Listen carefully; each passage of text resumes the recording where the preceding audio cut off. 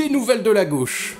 La vraie, hein, attention, pas comme vous autres les JWO islamo-gauchistes qui ont perdu leur boussole républicaine, hein. Non, la vraie gauche. Celle qui est contre le totalitarisme. Bon, plus contre le stalinisme que contre le fascisme, mais on va en parler. Tearing Trash. Aujourd'hui, on va parler d'une personnalité qui pourrait être un peu emblématique de ce qu'est devenu une certaine gauche, Éric Nolot. Mais si, tu sais, le deuxième Éric de On n'est pas couché, celui qui est de gauche, il a écrit un bouquin avec Soral. Mais si, un livre qui a été retiré des ventes pour diffamation publique. Si, il est de gauche, hein. Enfin, je crois. Il aime pas qu'on traite de facho, déjà.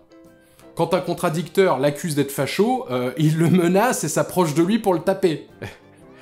Bon, comme Alain Soral, c'est vrai. Tu vas pas me traiter de facho toutes les 5 minutes, hein. Tu vas pas me traiter de facho. Non, je ne te respecte pas, donc ça n'a pas de...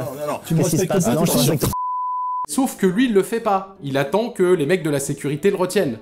Alors que Soral, lui, il y a un gars qui lui dit « Toi et ta bande de maghrébins, les gens en ont plein le cul des arabes », bam, il le tape. Mais Éric Nolot, lui, il y a un maghrébin face à lui qui... oui, je réalise comment ça pourrait paraître. Non mais c'est pas pareil, c'est Yassine Bellatar. Lui, c'est un islamiste. Enfin, selon la fachosphère. Oui, non, je réalise l'ambiguïté. Mais vous comprenez pas. Éric Nolot, lui, il est en guerre contre le totalitarisme woke. Et les woke, ça a l'air super dangereux. Bon, c'est pas exactement ce que c'est, mais ça a l'air super dangereux. Déjà, c'est un mot afro-américain. Donc quand t'es un Français blanc, t'as le droit d'avoir peur. Le devoir même. Tu as le devoir d'avoir peur. Et ensuite, Éric, il cite Orwell. Quand tu cites Orwell, tu as automatiquement raison. Désolé, c'est pas moi qui fais les règles. Donc Éric lutte contre l'islamo-gauchisme qui essaie de salir notre grand ministre Gérald Darmanin. Ah oui, d'accord. On défend Gérald Darmanin, alors tout de suite on est de droite. Ok les woke! Bah non, désolé, c'est ça la gauche laïque, républicaine, antitotalitaire, qui retweet Causeur. Ah oui, qui retweet Causeur quand même. Mais qui fait quand même barrage à l'extrême droite. Hein. Il l'a dit clairement, je ne voterai jamais pour le Rassemblement National. Je voterai jamais pour le Rassemblement National, par exemple. Tu voteras pour Zemmour, au moins tu voteras pour Zemmour. Complètement... Tu voteras pour Zemmour. Zemmour est candidat? Ah bah ça y est, maintenant dans ta bouche il est plus candidat.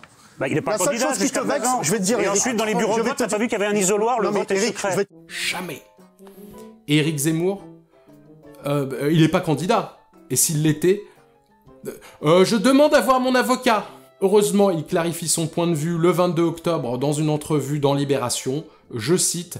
Nous avons avec Zemmour des désaccords fondamentaux, les femmes, l'islam, Pétain, ceux-là même que je n'ai jamais cessé de pointer. Cela dit, en cas de second tour Zemmour-Mélenchon, je voterai pour le premier.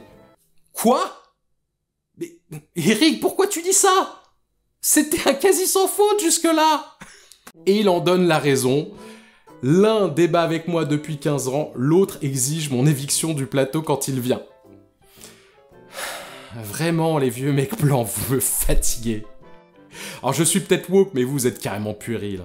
Eh ben je vote pour mon pote facho, parce que l'autre, il veut pas débattre avec moi. Quand dans la balance, il y a d'un côté le sexisme, l'islamophobie, la culture du viol, l'autoritarisme et l'apologie de Pétain, et de l'autre, son égo malmené, le vieux mec blanc préfère le fascisme. Moi.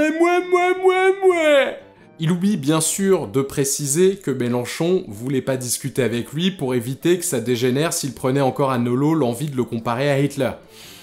Bon, la justification de Mélenchon est peut-être excessive, mais je vous laisse savourer l'ironie du type qui reproche à Mélenchon de l'esquiver parce qu'il le traite de dictateur et le compare directement à Hitler ou Napoléon, alors qu'il menace de cogner quelqu'un qui le traite de facho. Du coup, Nolot, je te propose un compromis. Est-ce qu'on pourrait pas t'appeler Nolo le petit facho? Il y a facho dedans, mais il y a aussi un côté mignon, référence Nono le petit robot. Je suis Nolo le petit facho, l'ami d'Éric.